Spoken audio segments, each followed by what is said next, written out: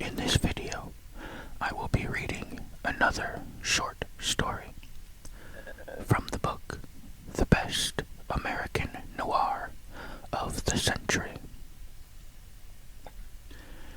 Today I am reading When the Women Come Out to Dance by Elmore Leonard. Elmore Leonard, born in 1925, was born in New Orleans and educated at the University of Detroit, where he received a Ph.D. in 1950. He worked in advertising for the next 16 years before becoming a full-time writer. He wrote numerous short stories, mostly westerns, for men's magazines, and his earliest novels were in that genre, including The Bounty Hunters in 1953, Escape from Five Shadows in 1956, and Ombre in 1961, which became a successful 1967 film starring Paul Newman, Frederick March, and Richard Boone. When mystery stories superseded westerns as the preferred fiction, Leonard switched genres to become one of the greatest crime writers in history. His earliest work included The Big Bounce in 1969, filmed disastrously twice, The Moonshine War in 1970, filmed the same year with Richard Widmark and Patrick McGoohan, 52 Pickup in 1974, filmed in 1986 with Roy Scheider and Anne Margaret, Cat Chaser in 1982, filmed in 1990 with his own screenplay, and Stick 1983, filmed in 1985 with Burt Reynolds starring.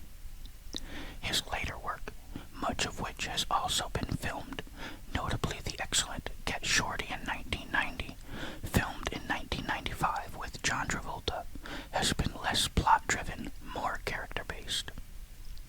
Leonard is justly regarded as the modern master of dialogue.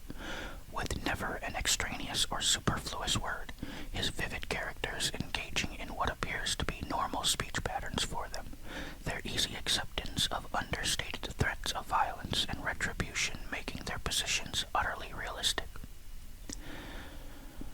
Critics and reviewers failed to appreciate or even discover Leonard until he won the Edgar Allan Poe Award for Best Novel in 1984 for La Brava. Since then, he has been among the most beloved crime writers of our time, both by critics and by the readers who have made his books perennial bestsellers.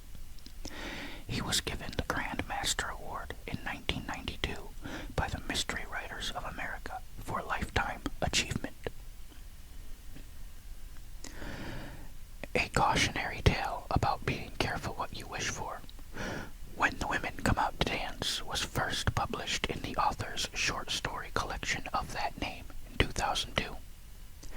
It was selected for the Best American Mystery Stories 2003.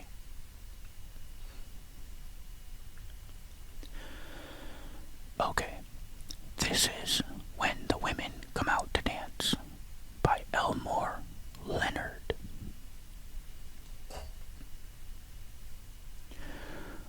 Lourdes became Mrs. Mahmoud's personal maid when her friend Viviana quit to go to L.A. with her husband. Lourdes and Viviana were both from Cali in Colombia and had come to South Florida as mail-order brides. Lourdes' husband, Mr. Zimmer, worked for a paving contractor until his death, 2 years from the time they were married. She came to the home on Ocean Drive, only a few blocks from Donald Trump's, expecting to not have a good feeling for a woman named Mrs. Mahmoud, wife of Dr. Wasim Mahmoud, who altered the faces and breasts of Palm Beach ladies and aspirated their areas of fat. So it surprised Lourdes that the woman didn't look like a Mrs. Mahmoud, and that she opened the door herself. This tall, red-headed woman in a little green two-piece swimsuit, sunglasses on her nose, opened the door and said, "Lourdes," as in Our Lady of.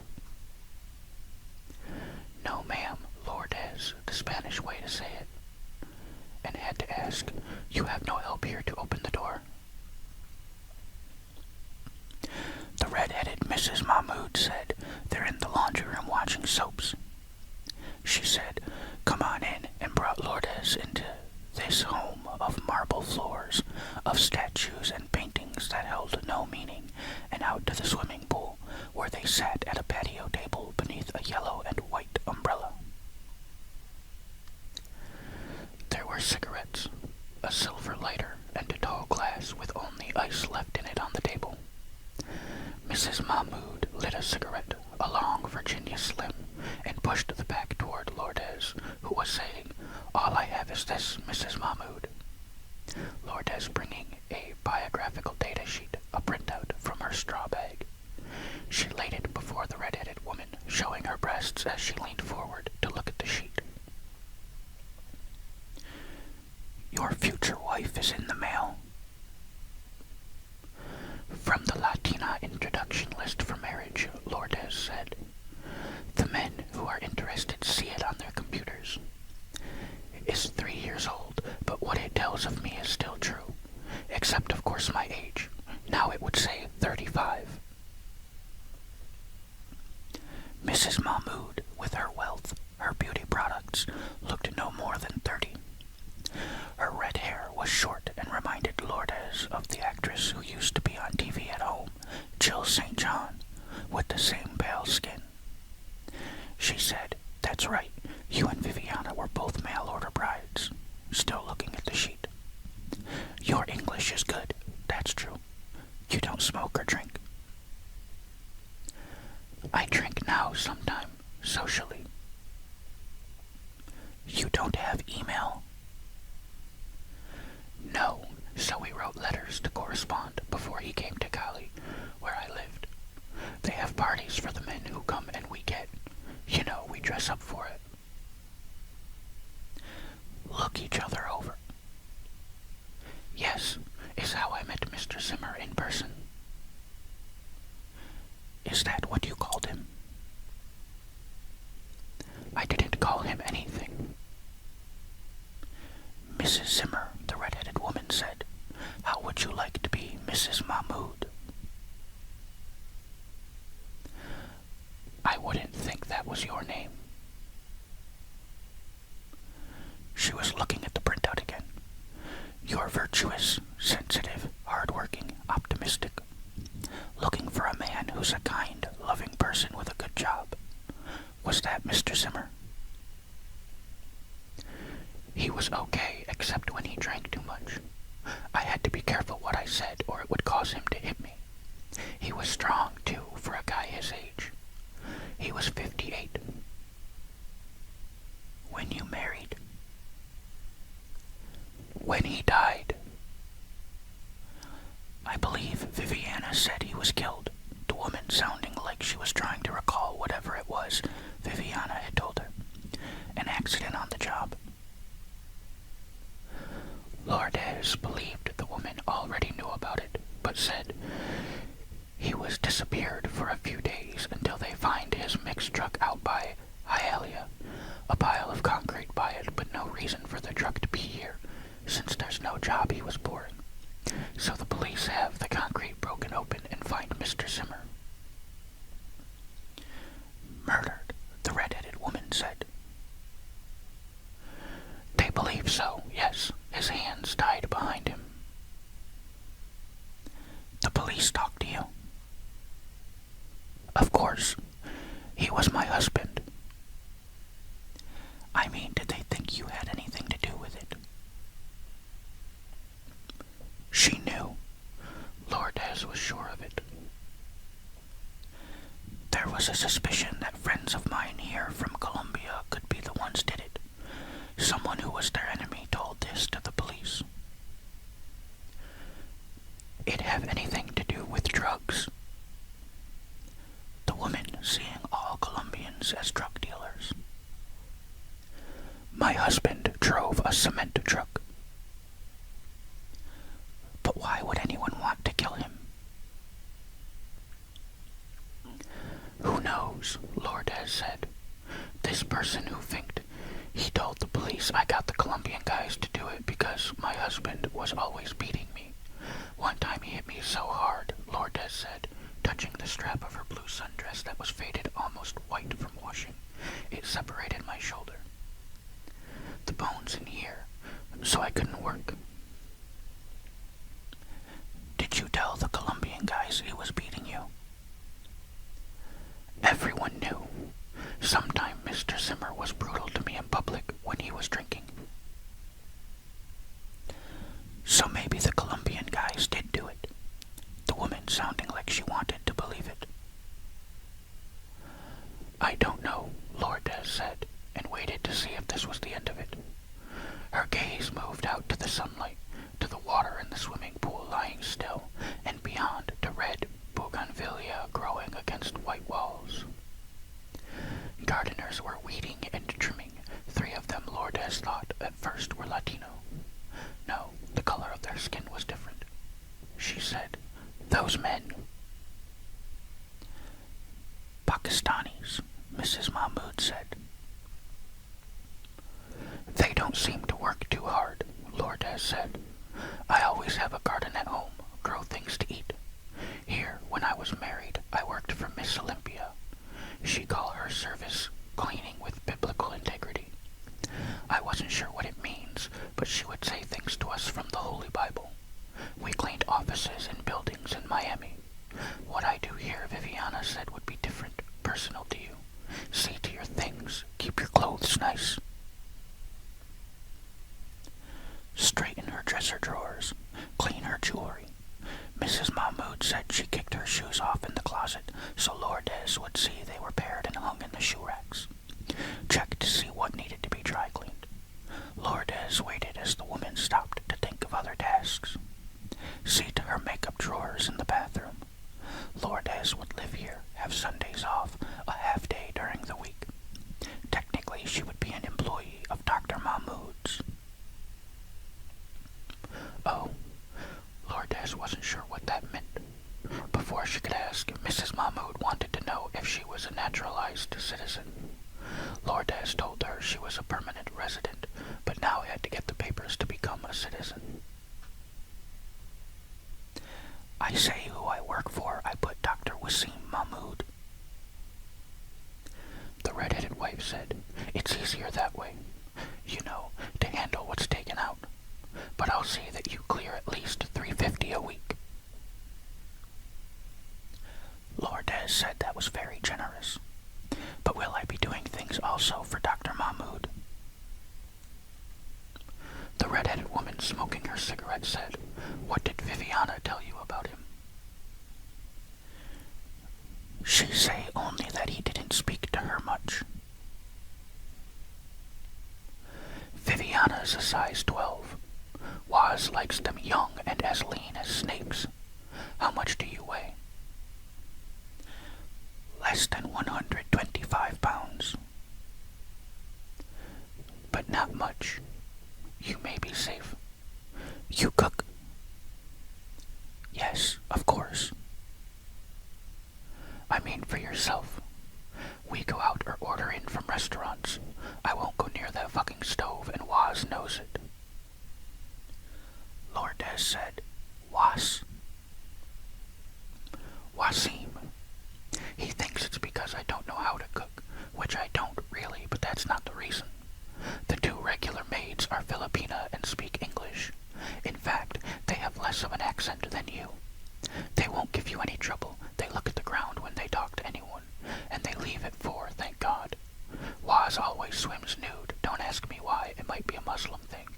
So if they see him in the pool, they hide in the laundry room. Or if I put on some southern hip-hop and they happen to walk in while I'm bouncing to Dirty South doing my aerobics, they run for the laundry room. She said without a pause, What did Viviana say about me? Oh, how nice you are. What a pleasure to work here. Come on. I know she told you I was a stripper. She say you were a dancer before, yes? I started out in a dump on Federal Highway, got discovered and jumped to Miami Gold on Biscayne valet parking. I was one of the very first, outside of black chicks, to do southern hip-hop, and South raw and uncut, while the other girls are doing Limp Bizkit, even some old Bob Seger and Bad Company, and that's okay, whatever works for you. But in the meantime, I'm making more doing laptops and private gigs than any girl at the Gold, and I'm 27 at the time, older than any of them. Waz would come in with his buddies, all suits and ties, trying hard not to look third world. The first time he waved a 50 at me, I gave him some close-up tribal strip-hop. I said, "Doctor, you can see better if you put your eyeballs back in your head." He loved that kind of talk. About the fourth visit, I gave him what's known as the $1 million hand job and became Mrs. Mahmood. She told this, sitting back, relaxed, smoking her Virginia Slim cigarette, Lourdes nodding, wondering at times what she was talking about, Lourdes saying, "I see," in a pleasant voice when the woman paused. Now she was saying, his first wife stayed in Pakistan while he was here in med school. Right after he finished his residency and opened his practice, she died. The woman said, "Let's see. You won't have to wear a uniform unless Waz wants you to serve drinks. Once in a while he has some of his ragtop buddies over for cocktails. Now you see these guys in their Nehru outfits and hear them chattering away in Urdu. I walk in, 'Ah, Mrs. Mahmood,' in that semi-British sing-songy way they speak. 'What a lovely sight you are to my eyes this evening.' Wondering if I'm the same chick he used to watch strip." She took time to light another cigarette, and Lourdes said, "Do I wear my own clothes working here?" "At first, but I'll get you some cool outfits. What are you, about an 8? "My size? Yes, I believe so." "Let's see. Stand up." Lourdes rose and moved away from the table in the direction Mrs. Mahmood waved her hand. Now the woman was staring at her. She said, "I told you his first wife died." "Yes, ma'am, you did." "She burned to death." Lourdes said, "Oh." But the red-headed woman didn't tell her how it happened. She smoked her cigarette and said, "Your legs are good, but you're kind of short-waisted, a bit top-heavy. But don't worry, I'll get you fixed up. What's your favorite color?" "I always like blue, Mrs. Mahmood." She said, "Listen, I don't want you to call me that anymore. You can say ma'am in front of Waz to get my attention, but when it's just you and I'd rather you called me by my own name." "Yes." "It's Ginger. Well, actually it's Janine, but all of my friends call me Ginger, the ones I have left." Meaning, Lourdes believed, since she was married to the doctor, friends who also danced naked, or maybe even guys. Lourdes said, "Ginger." "Not in your.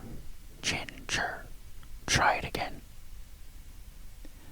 Ginger. "That's close. Work on it." But she could not make herself call Mrs. Mahmood Ginger. Not yet. Not during the first few weeks. Not on the shopping trip to Worth Avenue where Mrs. Mahmood knew everyone, all the sales girls, and some of them did call her Ginger.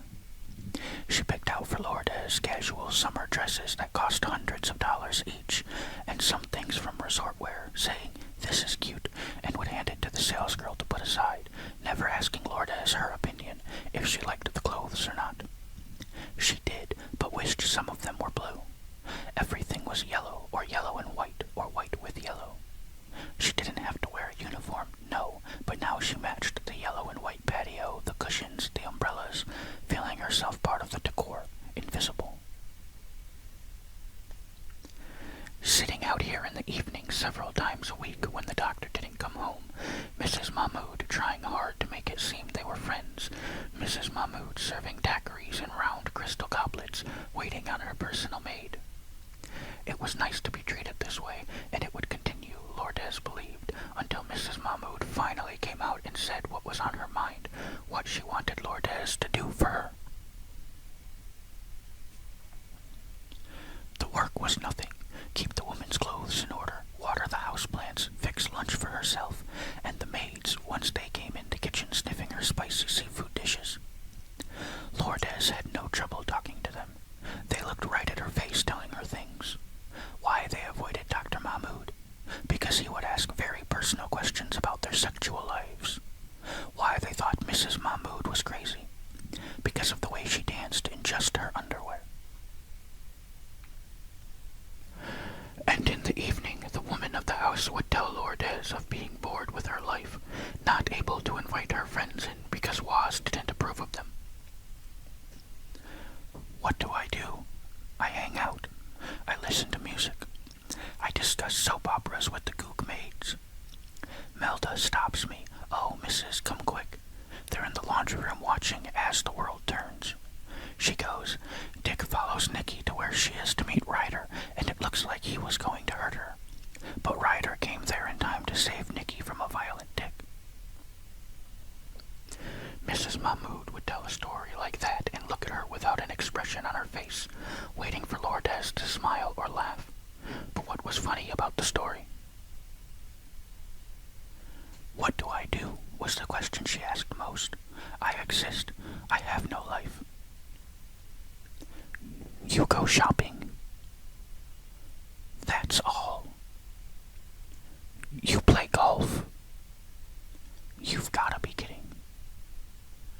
You go out with your husband to an Indian restaurant, and I listen to him talk to the manager. How many times since you've been here has he come home in the evening? He has a girlfriend, the good-looking red-headed woman said. He's with her all the time, her or another one, and doesn't care that I know. He's rubbing it in my face. All guys fool around at least once in a while. Waz and his buddies live for it. It's accepted over there where they're from. A guy gets tired of his wife in Pakistan. He burns her to death. Or has it done. I'm not kidding. He tells everyone her dupatta caught fire from the stove. Lourdes said, Ah, that's why you don't cook. Among other reasons. Waz is from Rawalpindi, a town where 40 women a month show up at the hospital with terrible burns. If the woman survives, are you listening to me? Lourdes was sipping her daiquiri. Yes, of course. If she doesn't die, she lives in shame because her husband, this prick who tried to burn her to death, kicked her out of the fucking house. And he gets away with it. Pakistan, India, thousands of women are burned every year because their husbands are tired of them, or they didn't come up with a big enough dowry. You say the first wife was burned to death. Once he could afford white women, like what would he need her for? You afraid he's going to burn you? It's what they do, their custom. And you know what's ironic? Waz comes here to be a plastic surgeon, but over in Pakistan, where all these women are going around disfigured, there are no plastic surgeons to speak of, she said. Some of them get acid thrown in their face. She said, I made the biggest mistake of my life marrying a guy from a different culture, a towelhead. Lourdes said, Why did you? She gestured, this, meaning the house and all that went with it. So you have what you want. I won't if I leave him. Maybe in the divorce he'll let you keep the house. It's in the prenup. I get zip. And at 32, I'm back stripping on Federal Highway or working in one of those topless donut places. You have tits, at least you can get a job. Waz's favorite, I'd come out in a nurse's uniform, peel everything off but the perky little cap. The woman's mind moving to this without pausing. Waz said the first time he saw the act he wanted to hire me. I'd be the first topless surgical nurse.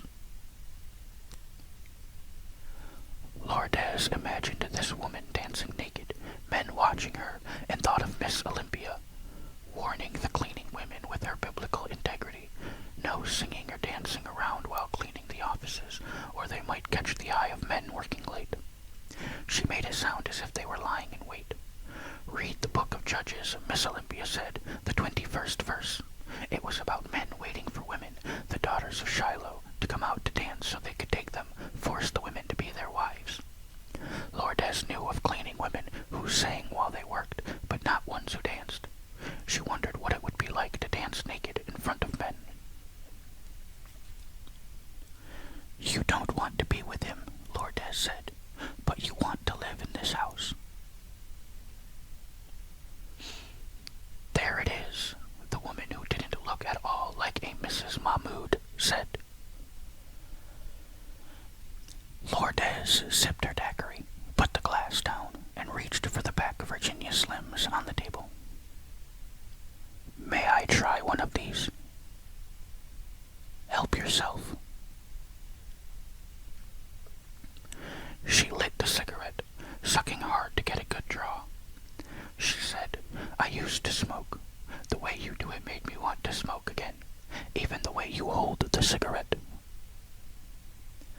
Lourdes believed the woman was very close to telling what she was thinking about. Still, it was not something easy to talk about with another person, even for a woman who danced naked. Lourdes decided this evening to help her. She said, how would you feel if a load of wet concrete fell on your husband? Then wondered, sitting in the silence, not looking at the woman, if she had spoken too soon. The red-headed woman said, the way it happened to Mr. Zimmer. How did you feel? I accepted it, Lourdes said, with a feeling of relief, knowing I wouldn't be beaten no more. Were you ever happy with him? Not for one day. You picked him. You must have had some idea. He picked me. At the party in Cali, there were 7 Colombian girls for each American. I didn't think I would be chosen. We married. In 2 years I had my green card and was tired of him hitting me. The red-headed Mrs. Mahmoud said, you took a lot of shit, didn't you? And paused this time before saying, how much does a load of concrete cost these days? Lourdes, without pausing, said, 30,000. Mrs. Mahmoud said, Jesus Christ, but was composed, sitting back in her yellow cushions. She said, you were ready. Viviana told you the situation and you decided to go for it. I think it was you hired me, Lourdes said, because of Mr. Zimmer. You so interested in what happened to him. Also, I could tell from the first day we sat here, you don't care for your husband. You can understand why, can't you? I'm scared to death of catching on fire. He lights a cigar. I watch him like a fucking hawk. Giving herself a reason, an excuse. We don't need to talk about him, Lourdes said. You pay the money, all of it before, and we don't speak of this again. You don't pay, we still never speak of it. The Colombian guys have to have it all up front. The what guys? The concrete guys. You don't know what kind of guys they are. What if it looks like an accident and you say, oh, they didn't do nothing, he fell off his boat? Waz doesn't have a boat. Or his car was hit by a truck. You understand? You're not going to know anything before. I suppose they want cash. Of course. I can't go to the bank and draw that much. Then we forget it. Lourdes waited while the woman thought about it, smoking her Virginia Slim, both of them smoking, until Mrs. Mahmoud said, if I give you close to 20,000 in cash today, right now, you still want to forget it. Now Lourdes had to stop and think for a moment. You have that much in the house? My getaway money, Mrs. Mahmoud said, in case I ever have to leave in a hurry. What I socked away in tips getting guys to spot their pants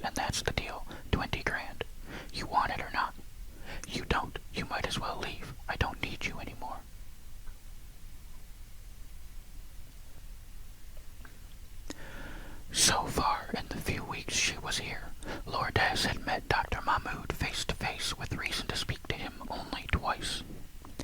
The first time, when he came in the kitchen and asked her to prepare his breakfast, the smoked snook, a fish he ate cold with tea and whole wheat toast.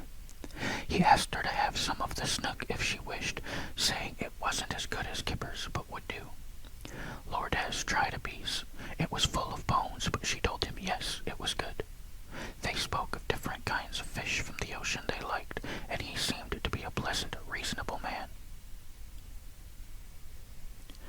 The second time Lourdes was with him face to face, he startled her, coming out of the swimming pool naked as she was watering the plants on the patio. He called to her to bring him his towel from the chair. When she came with it, he said, "You were waiting for me." "No, sir, I didn't see you." As he dried his face and his head, the hair so short it appeared shaved, she stared at his skin, at his round belly and his strange black penis, Lourdes looking up then as he lowered the towel. He said, "You are a widow." She nodded yes, and he said, "When you married, you were a virgin." She hesitated, but then answered because she was telling a doctor, "No, sir." "It wasn't important to your husband?" "I don't think so." "Would you see an advantage in again being a virgin?" She had to think. It wasn't something ever in her mind before, but didn't want to make the doctor wait, so she said, "No, not at my age." The doctor said, "I can restore it if you wish." "Make me a virgin." "Surgically, a few sutures down there in the tender dark.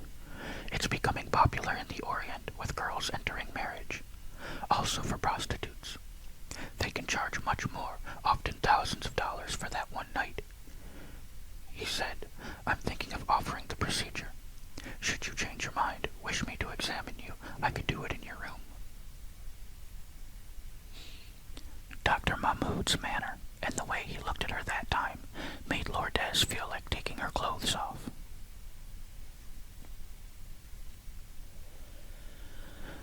He didn't come home the night Lourdes and Mrs. Mahmoud got down to business, or the next night.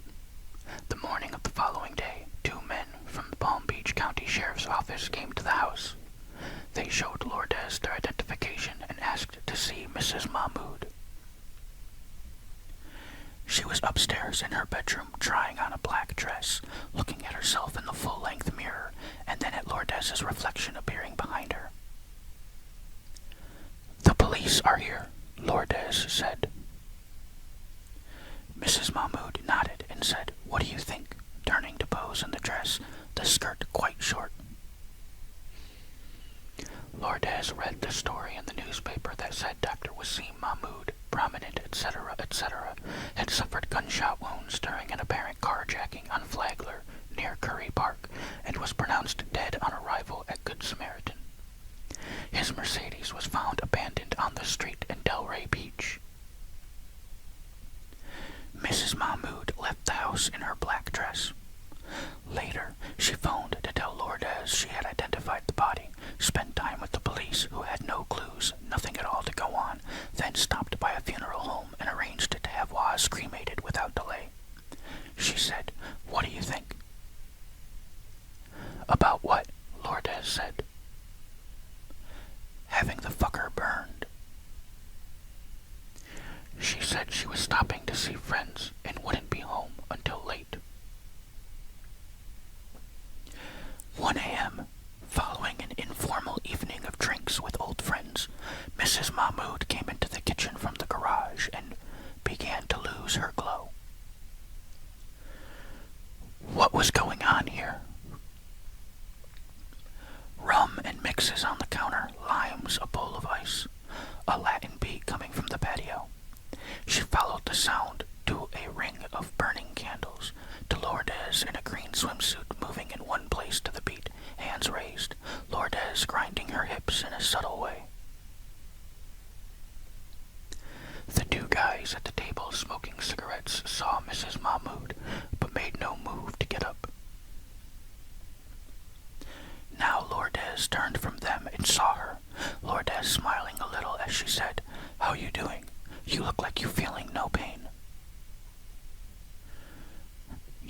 my suit on," Mrs. Mahmood said.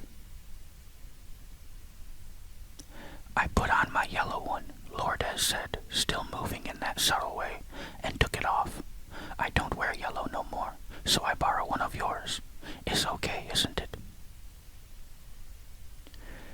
Mrs. Mahmood said, "What's going on?"